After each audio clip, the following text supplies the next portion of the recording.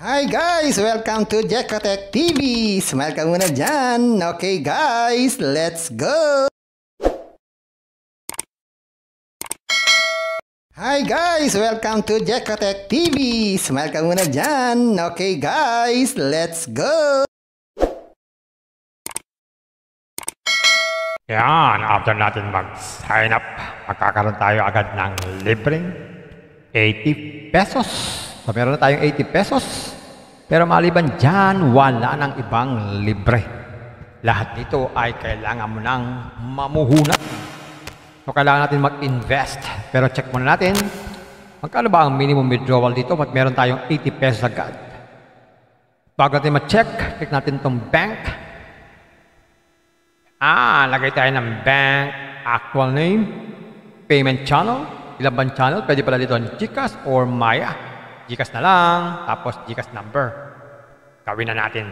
Yan, ganyan lang. Click natin sa confirm. Yan, meron na tayong bank. Check na natin magkano kaya ang minimum withdrawal dito. So, check natin sa baba.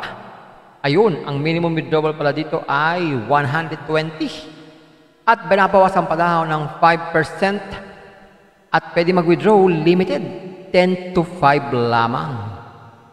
Pero ang arrival ay wala nakalagay.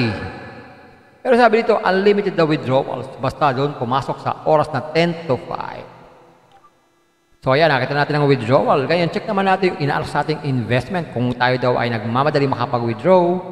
Dito sa home, yan, ito yung mga investment na kanilang inaalok. 350 pala dito ang pinakamalit na investment na meron daw itong 76 everyday nakita. Sa loob ng 90 days. Ang susunod naman dito ay 700 na meron daw 164 naman daily. Ang susunod ay 14 na may 338 naman daily.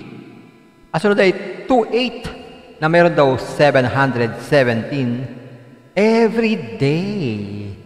Ang gawin lang, click lang itong buy now. Buy now. Sabi yan, insufficient fund. So, kailangan natin mag-recharge. May nakahanda na ng mga amount, 2.8. So, ayan. So, meron pala dito yung mga naka-ready na amount. Pili natin 2.8. Tapos, pili tayo kung GCash or Maya. Tapos, click lang po. Pag GCash, click ang GCash. Pag Maya, i-click po ang GCash. So, meron sila ditong recharge history. Makikita natin dyan yung ating mga ni-recharge. Withdrawal history, yung ating mga win-withdraw. At pwede tayo magpalit-palit ng password anytime. At about us, pagbasa-basa para malaman natin ano bang klaseng company ito. At gift, yan pala itong pag-gift. So, kailangan sumali tayo sa Telegram group. At mag-download ng application para mabilis tayo makapag-log in at mag-log out na lang kung ayaw natin sa application na to. So, ayan guys, another application. Doon na naman mapupunta ito sa mga risk taker. Talagang hindi tayo makachamba. Hindi tayo makachamba ng pang long-term investment. So, short term na naman to. Pero hindi pa tayo sigurado. Maaaring ito'y tumagal o maaaring sandali lamang. Kaya, binabagsak natin sa mga risk taker na lang. Mga risk taker, kayo nang bahala. Pampaalala, ang ganitong mga application, minsan tumatagal, pero minsan sandaling-sandali lamang. Kagaya itong application na to. Ang hula ko dito, tatagal ito mga 4 to 5 days. Pag sumobra dyan, swerte na tayo.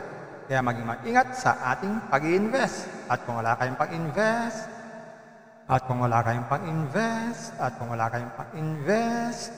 kung may free, sa free na lang muna tayo. Kung may free, sa free na lang muna tayo. At sa pampaalala, ang ganito mga application, minsan tumatagal, pero minsan sandaling-sandali lamang. Kaya maging maingat sa ating pag-invest. Karing paalala, sabi po sa 1 Timothy chapter 6 verse 10, for the love of money is a root of all kinds of evils, is true this craving that some have wandered away from the faith and pierced themselves with many pangs. Totoo po ito. Ang pera naman ay hindi masama. Yan ang ginagamit natin sa pang-araw-araw natin buhay, pambili ng bigas, ulam, sapatos at iba pa. Pero ang babala dito ay yung pag-ibig sa pera. Pag tayo po umibig na sa pera, maaari tayong makagawa ng sari-saring kasamaan. Kaya po ang kinauugatan, yung ating pag-ibig sa pera. Kaya ito po ay isang babala. Dahil ating ibang mga kasama natin ay nawala na sa pananampalataya. Mas pinili nilang ibigin ang pera. Hindi natin alam kung nasaan sila. Kaya pinag-iingat po tayo dito. Mag-iingat po tayo sa pag-ibig sa pera. Bye-bye. Ingat lang sa pag-invest. Bye. Hi guys! Welcome to Jekatech TV! Smile ka muna dyan! Okay guys, let's go! Yan, after natin mag-sign up, magkakaroon tayo agad ng libreng 80 pesos. So, meron na tayong 80 pesos. Pero maliban dyan, wala nang ibang libre. Lahat nito ay kailangan mo nang mamuhunan. So, kailangan natin mag-invest. Pero check muna natin, magkano ba ang minimum withdrawal dito? At meron tayong 80 pesos agad. Bago natin ma-check, click natin itong bank. Lagay tayo ng bank, actual name, payment channel, ilang bang channel, pwede pala dito GCash or Maya. GCash na lang, tapos GCash number. Gawin na natin. Yan, ganyan lang. Click natin sa confirm. Yan, meron na tayong bank. Check na natin magkano kaya ang minimum withdrawal dito. So, check natin sa baba. Ayun, ang minimum withdrawal pala dito ay 120. At binabawasan pa daw ng 5%. At pwede mag-withdraw limited 10 to 5 lamang. Pero ang arrival ay wala nakalagay. Pero sabi dito, unlimited the withdrawals. Basta doon pumasok sa oras na 10 to 5. So ayan, nakita natin ang withdrawal. Ganyan, check naman natin yung inaalas sa ating investment. Kung tayo daw ay nagmamadali makapag-withdraw. Dito sa home, yan, ito yung mga investment na kanilang inaalok. 350 pala dito ang pinakamalit na investment na meron daw itong 76 everyday nakita. Sa loob ng 90 days. Ang susunod naman dito ay 700 na meron daw 164 naman daily. Ang susunod ay 14 na may 338 naman daily. Ang susunod ay 28 na meron daw 717 every day. Gawin lang, click lang itong buy now. Buy now. Sabi yan, insufficient fund. So, kailangan natin mag-recharge. May nakahanda na ng mga amount. 2.8. So, ayan. So, meron pala dito yung mga naka-ready na amount. Pili natin 2.8. Tapos, pili tayo kung GCash or Maya. Tapos, click lang po. Pag GCash, click ang GCash.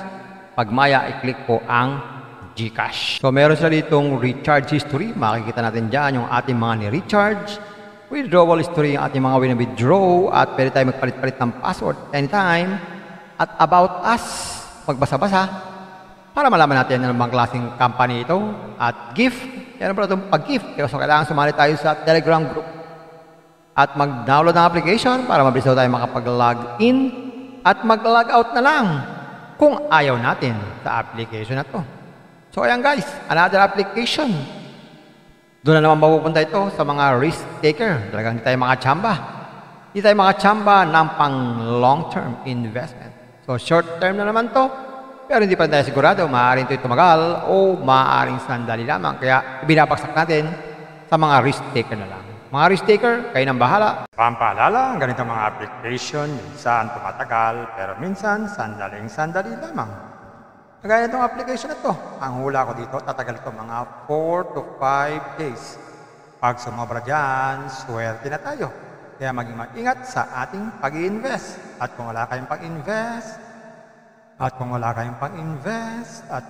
pag-invest, kung may free, sa free na lang muna tayo. Kung may free, sa free na lang muna tayo. At sa pampaalala, ang ganito mga application, minsan tumatagal, pero minsan sandaling-sandali lamang. Kaya maging maingat sa ating pag-invest. Paring paalala, sabi po sa 1 Timothy chapter 6 verse 10, for the love of money is a root of all kinds of evils, is true this craving that some have wandered away from the faith and pierced themselves with many pangs. Totoo po ito. Ang pera naman ay hindi masama. Yan ang ginagamit natin sa pang-araw-araw natin buhay, pambili ng bigas, ulam, sapatos at iba pa. Pero ang babala dito ay yung pag-ibig sa pera. Pag tayo po umibig na sa pera, maaari tayong makagawa ng sari-saring kasamaan. Yan po ang kinauugataan, yung ating pag-ibig sa pera.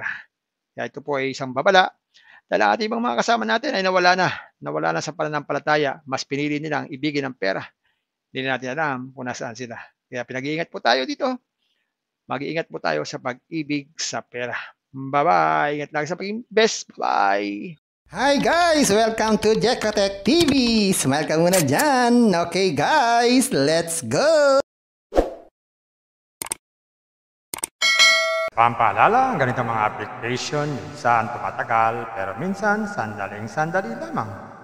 Kagaya itong application na to, ang hula ko dito tatagal ito mga 4 to 5 days.